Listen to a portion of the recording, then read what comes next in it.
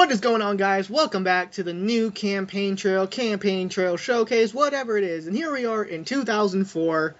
I was going to make a video on the 1856 campaign today, but then, the U.S. decided to do a little thing in Iran, and I figured no better time like the present to go back to 2004 when America got in the Middle East again, for the second time.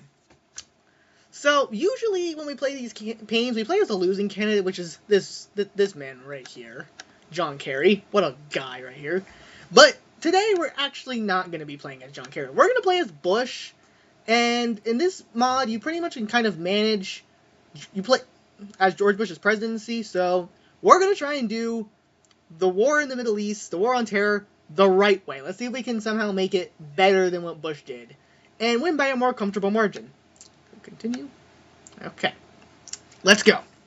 Alright, let's take a step back. As the American invasion of Iraq is set to begin in just a few months, there is a tough conflict ahead, and Americans have already begun to question whether such an invasion is necessary.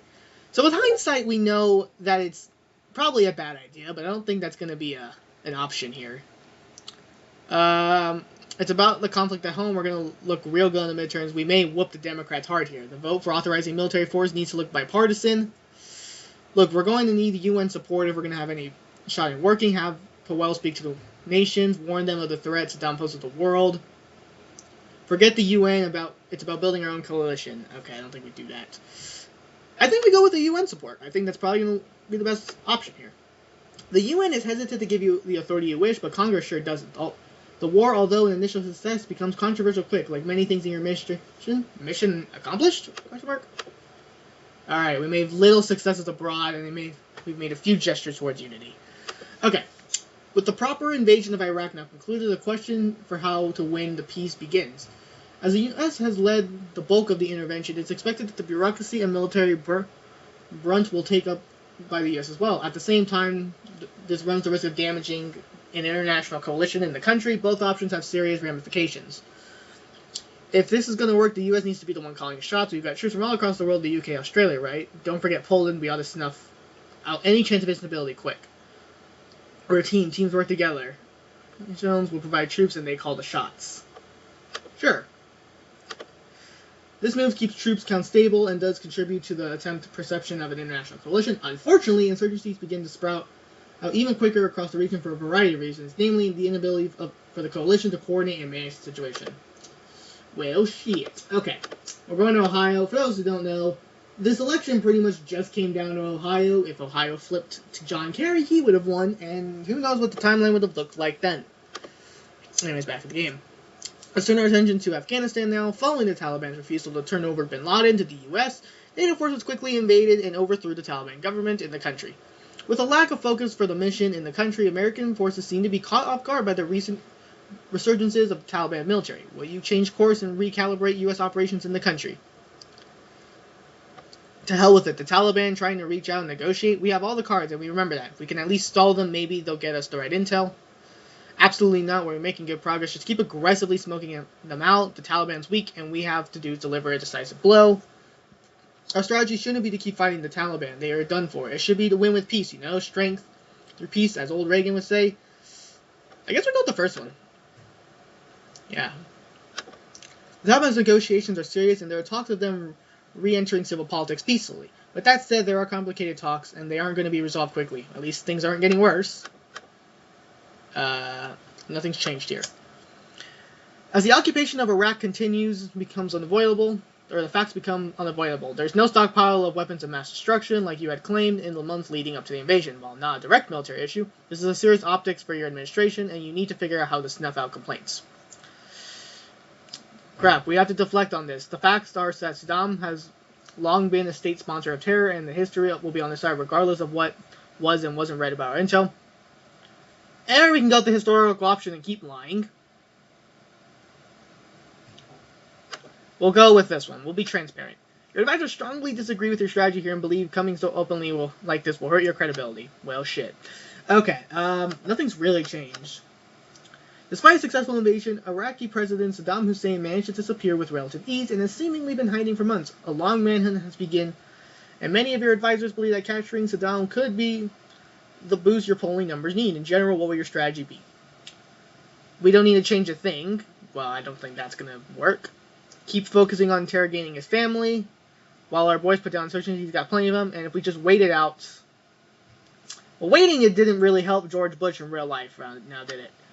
The old bodyguard of his, Omar, right? Hell yeah, I have a feeling he knows what's going on. Maybe he has a lead on Saddam. It's a bit of a gamble, but it's not like we're getting far with his family. Alright.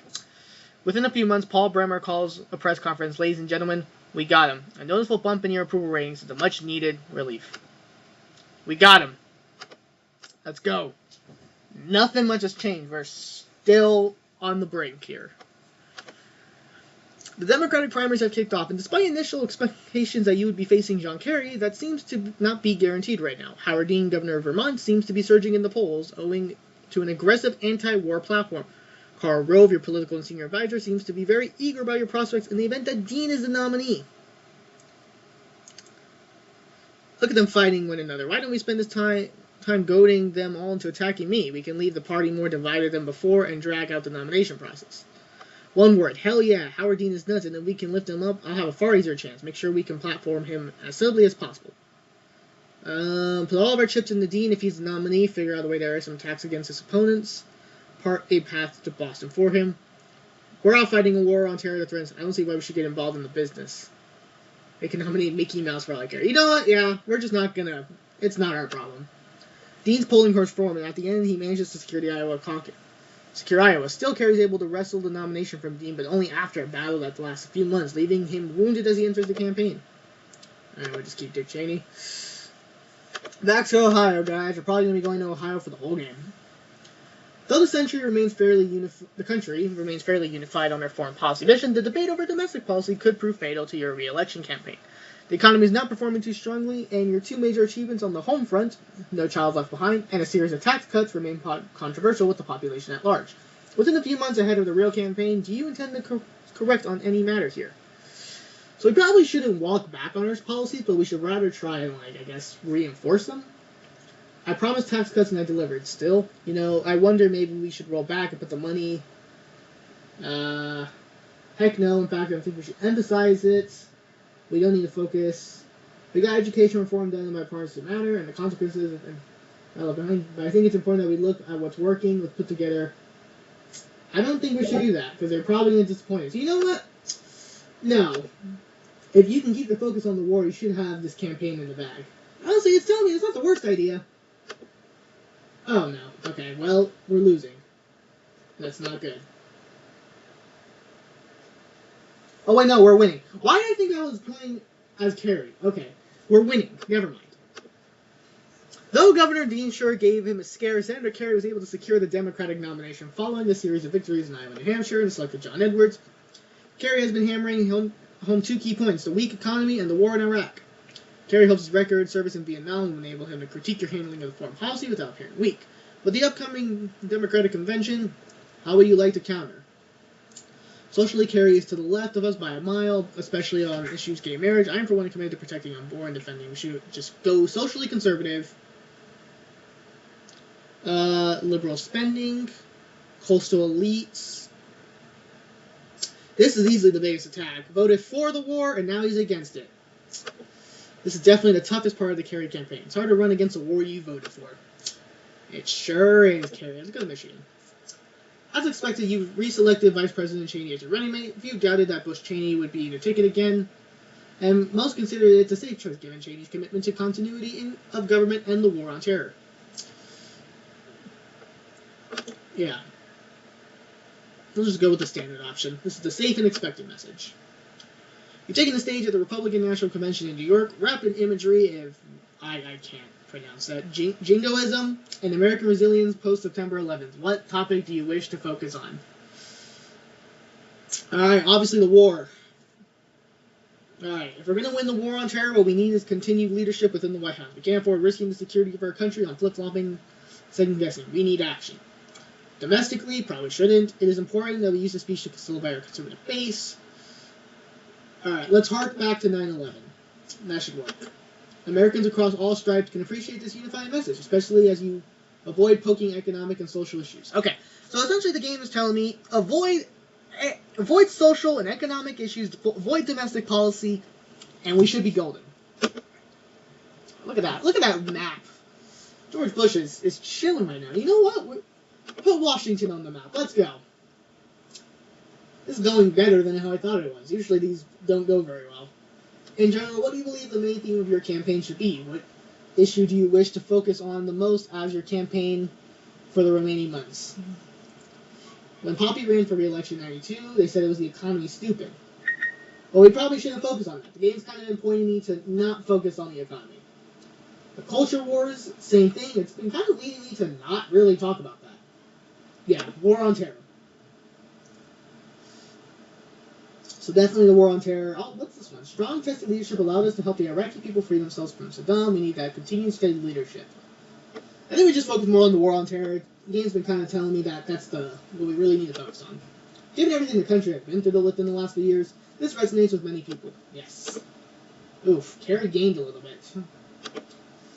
Since receiving the nomination, Senator Kerry has been dogged by attacks from an independent political organization called Swift Boats Veterans for Truce, a group of Vietnam veterans who attacked Kerry's record of service during the Vietnam War.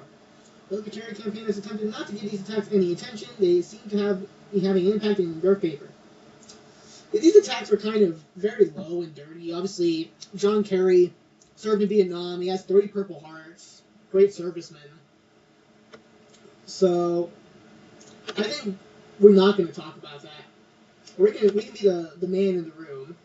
I think we can rise above this type of behavior. I'm against Kerry's stance on the War on Terror, but he served his country honorably when he was called upon to do so. That's all I ask. That's all we ask of our fellow citizens. Alright. Days after the ads go off the air, Kerry calls to thank you for his condemnation. Most of your advisors think staying silent would have been the best course here by far. Well, oh my god, that helped us a lot. Okay. Wow. Look at this. Illinois on the map, Washington, New Jersey, Maine, even Connecticut. Look at that. 4 points in California, 4 in Hawaii. Man, this is a George Bush campaign. Let's go to California, because, screw it. One of the first matters on your agenda when you took office was education reform, the signed the Child Left Behind Act in early 2002, and its impacts have quickly been noticeable in schools across the country. No Child Left Behind, we still have it today. At the time, it's very underfunded.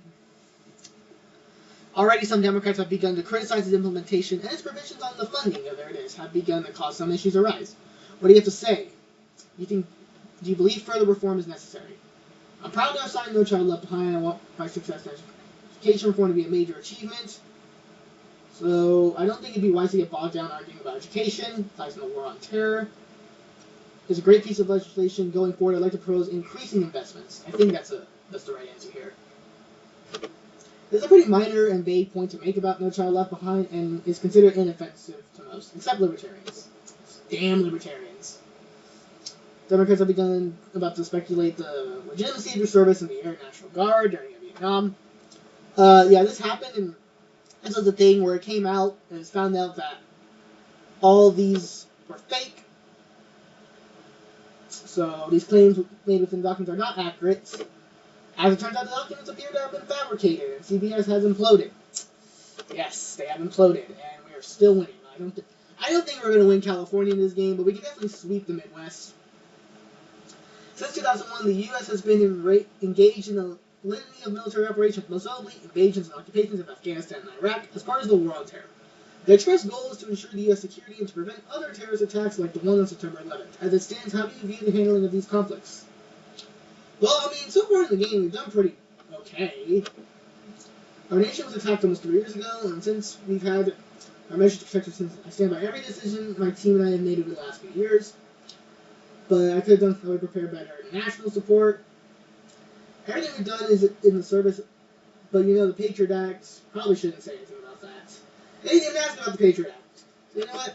I stand by every decision. A non-political answer like this is the best time. Cool. Alright, we're back pulling up the lead. Look at that. We're leading in Washington. Imagine Washington going red nowadays. Crazy.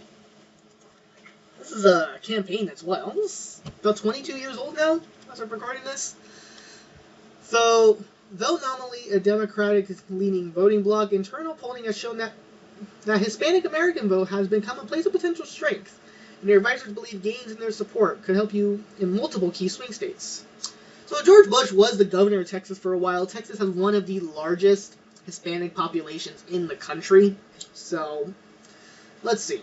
The best way of doing stuff is outreach about talking about economics. We probably don't want to do that. Conservative economics don't typically favor Hispanics. It's important that we continue our theme of compassionate conservatism. In my second term, I want to focus on true immigration reform. Probably shouldn't say that either.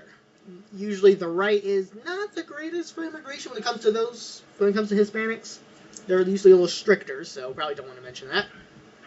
No Child Left Behind has helped invest millions upon millions in our schools, especially predominantly Spanish-speaking public schools. We can maybe do that. Hispanics may be Democrats, but I don't believe they're socially liberal. They are aligned with us more on faith and family and protecting the unborn. So we can. I think this one's probably going to be the best one.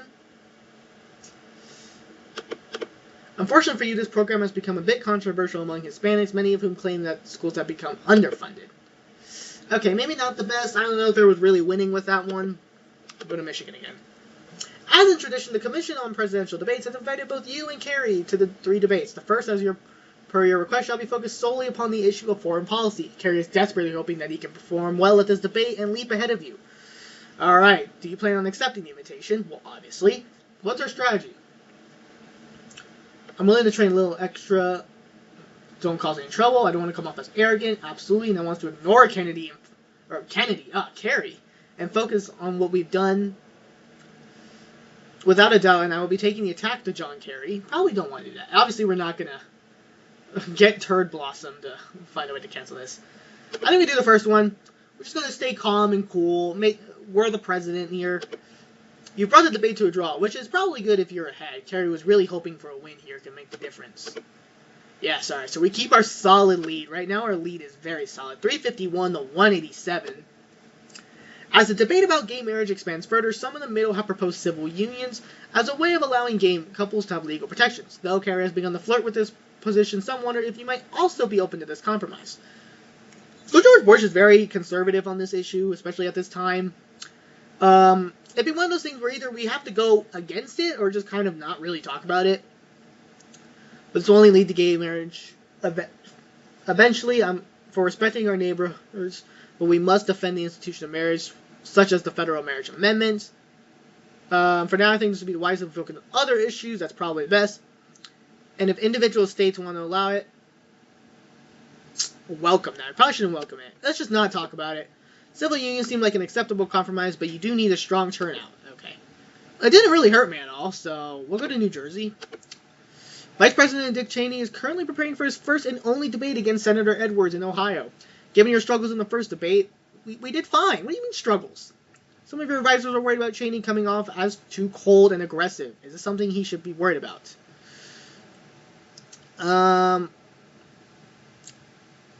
Sure, yeah. In the end, Cheney's able to bring Edwards to a draw, which is perfectly alright. Alright. Vice presidential debates don't really matter all that much. Lost maybe a little bit of points here, but nothing too major. Following a town hall-style debate against Kerry in St. Louis, there's one final chance for you to debate Senator Kerry. Having won the previous debate, the Kerry camp is largely confident that another successful debate will seal the deal for their campaign. Again, do you plan on accepting the invitation? And if so, what will your strategy be? Change a thing.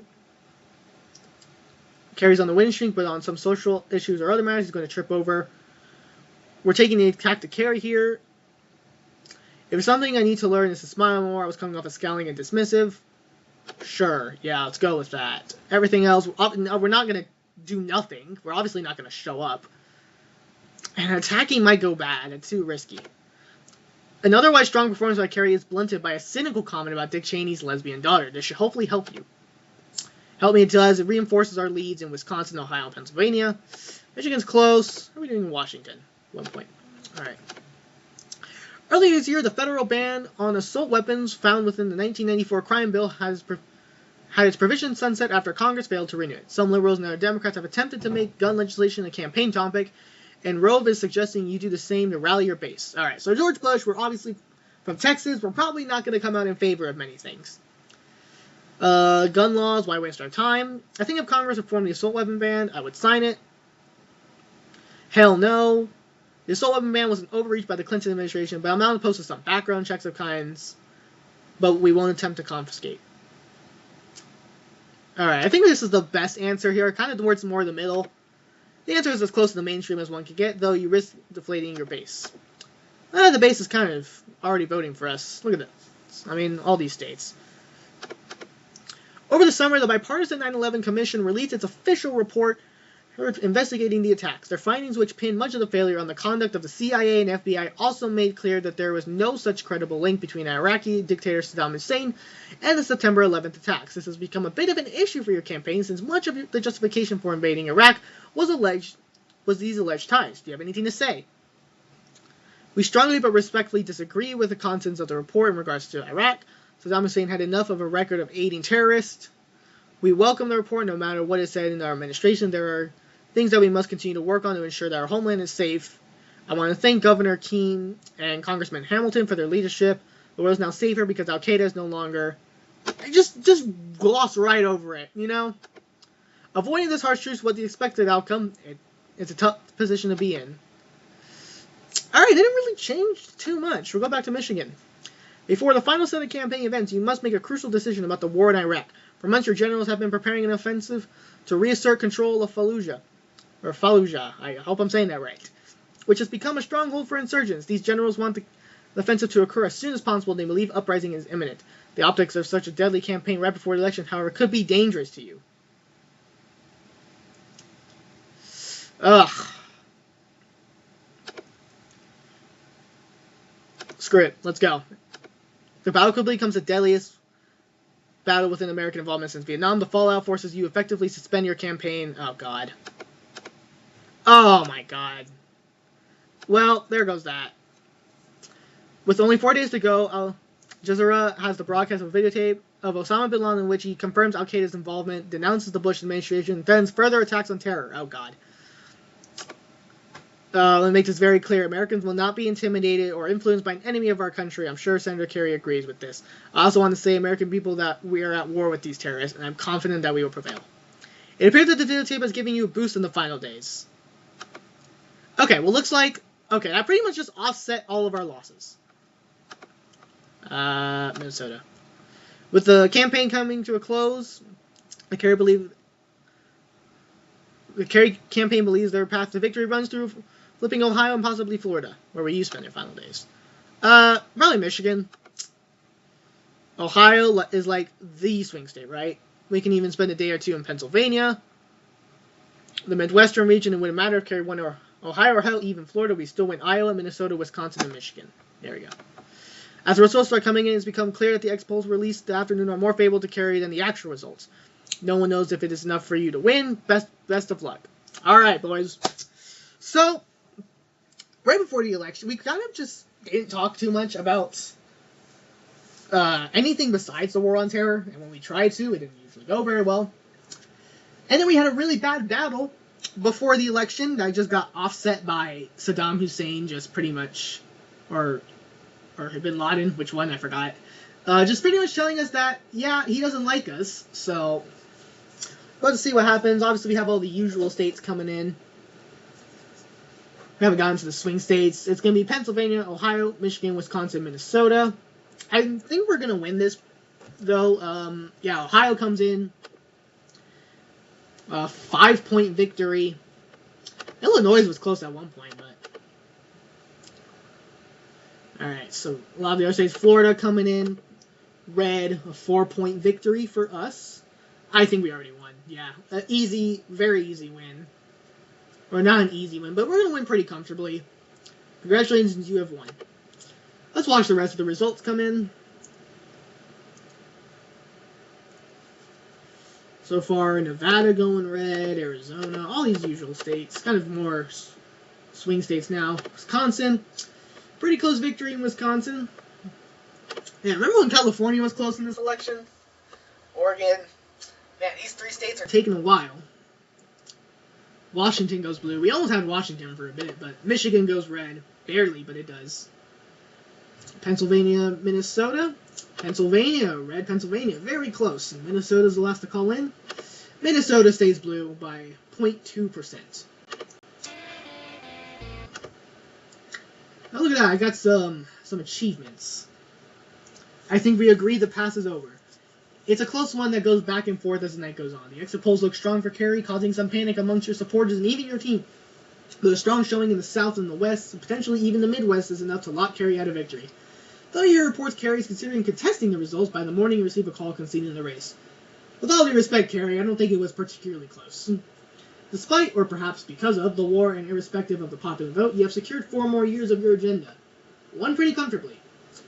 Down the ballot, the result is nothing amazing, save for defeat of Senate Minority Leader Tom Daschle in South Dakota, who were replaced by stalwart conservative John Thune. Republicans have retained control of Congress, with notable losses being a seat in Colorado and Illinois. Barack Obama was always expected to win that last one after Republican withdrawal. Oh, I wonder who this guy is. He's probably not what important. Obviously, the war on terror shall continue as planned, and with a solidified majority, you should hopefully have enough political capital to reform Social Security and press other conservative proposals, such as federal gay marriage ban. Let us not pray for tasks equal to your powers. Pray for powers equal to your tasks. Best of luck. Santorum can still win. Many, even on the right, have already written off Senator Rick Sanatorum's re-election campaign with 3 months to go, and it's not hard to see why. Polls have consistently ranked him as 10 points behind Bob Casey. I don't really know what this is. And this is the fake thing. Alright, well. That is the campaign of 2004. I think we successfully achieved a better victory for Bush, obviously, than he did in real life. Let's go ahead and take a look at this. You can see the real results right here compared to the actual results. Yeah, so we got 700,000 more votes, popular-wise, than Bush did. Obviously, way more, about 52 more electoral votes than Bush did in real life as well. So, great day, another victory. Anyways, that'll be all for today's video. If you enjoyed it, please leave a like, subscribe, and hype the video, I guess. That's a new thing people are doing. I don't really know. But I will see you in the next campaign trail video.